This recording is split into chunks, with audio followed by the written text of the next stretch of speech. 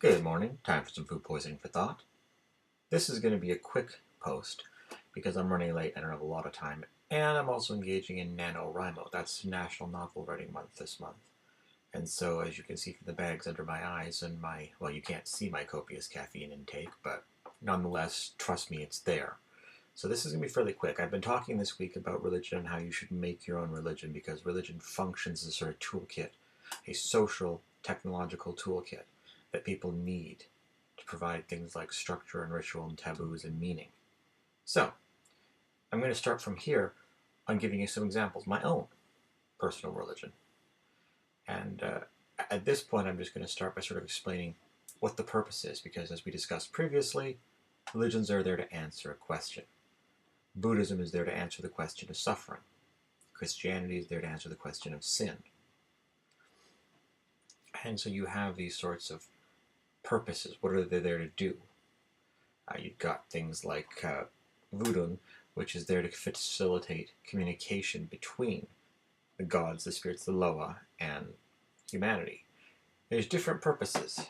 Messianic religions, apocalyptic religions, sometimes both. Gee, which one could that be?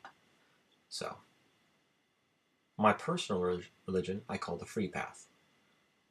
And its purpose is twofold. So, number one. Oops, there's the camera. Number one. Number one is to provide meaning. Viktor Frankl, with his logotherapy as an answer to Freud or Nietzsche, with his will to meaning as opposed to the will to pleasure or the will to power, said that we need meaning in our lives. Without that, we're not really there. Frankl himself was a survivor of Auschwitz, and he said during his time with Auschwitz, he realized that a person who had a why could endure any how. So, Free Path is designed to help people find their own why, to give purpose, to answer the question of meaning. It's also there, Free Path that is, to solve the problem of sustainability. So, it's not surprising that this would be one of my primary sources if you look at the historical contexts of religions. In the first, you didn't see the messianic tradition of Christianity until the Jewish populations of Judea and Israel lost their own nations. Prior to that, a majority of religions were national religions or tribal religions. They were religions of groups. And when a nation lost its religion, it tended to lose. Sorry, let me back that up. When a religion lost its nation, the people tended to lose the religion because they were tied inexplicably together.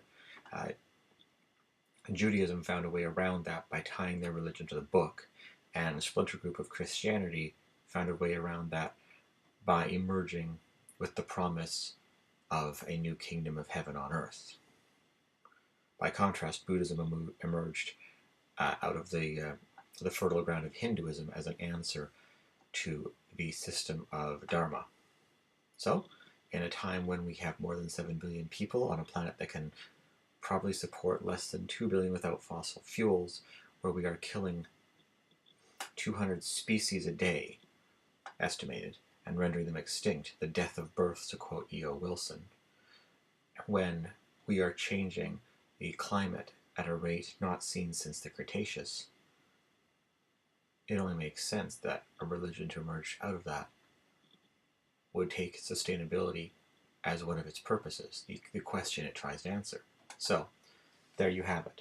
My personal religion seeks to give meaning and provide an answer to the questions of sustainability. What can an individual do on their own towards sustainability? And I don't mean recycling. I don't mean not recycling, but I don't mean recycling. We'll address platitudes and symbolic actions that have no actual purpose. So there you go. Chew on that, don't swallow.